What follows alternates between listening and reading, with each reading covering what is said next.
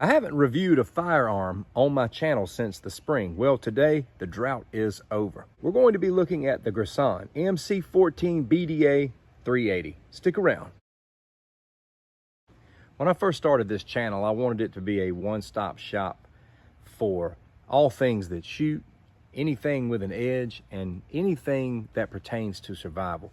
Today, we're going to be talking about something that shoots. This is just going to be a review of this firearm and not an attempt to sell.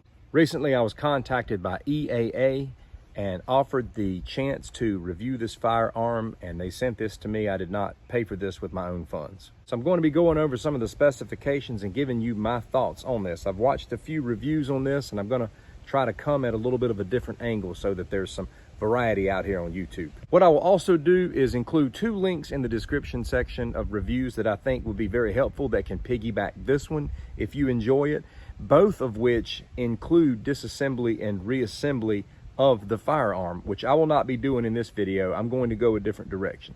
I want to start by saying that I have seen this compared to 2 different firearms in particular, one being the Browning BDA and the other the Beretta Cheetah, but this one is more inexpensive.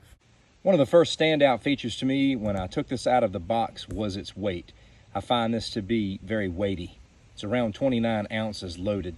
This comes with a double and a single action and a 13-round mag. I imagine with the weight, it's going to have a very low recoil. In fact, some of the other reviews that I've watched stated the recoil was very low. We're going to find out here in just a little bit. This handle allows for a nice 3-finger grip, as well as an ambidextrous safety system. As far as the slide, I don't find this extremely easy. I don't find it that difficult either. Some may find that tough. That feels a little tight right now. I'm pretty sure it'll loosen up, as time progresses. But, if somebody has an extremely weak wrist, they may struggle with this until it gets broke in a little bit. When I compare this to the Ruger LCP 380 that I reviewed, the slide on that Ruger was like butter. This one is a lot more resistant. This is also a more hefty firearm.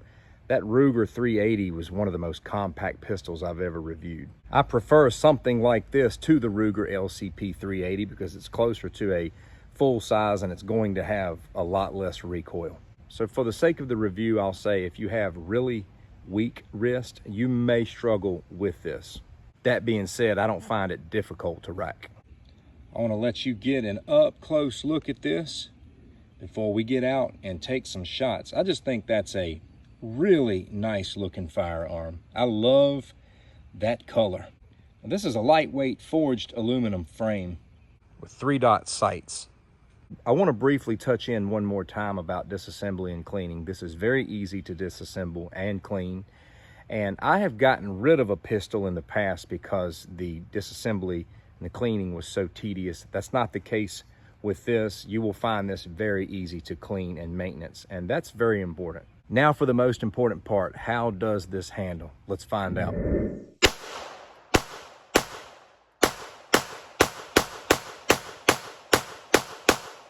I want to go back and revisit this ambidextrous safety. I really like it because I think it helps people who are on the fence with regards to carrying in the chamber to be a little bit more confident about carrying in the chamber. And I'll tell you why. Upon drawing this pistol, it's very easy to disengage this safety. Not all firearms have a safety that's that easy to engage or one that you can engage on the fly, but I really do feel upon drawing, this one's easy to engage because you're already in position and your thumb is where it needs to be anyway.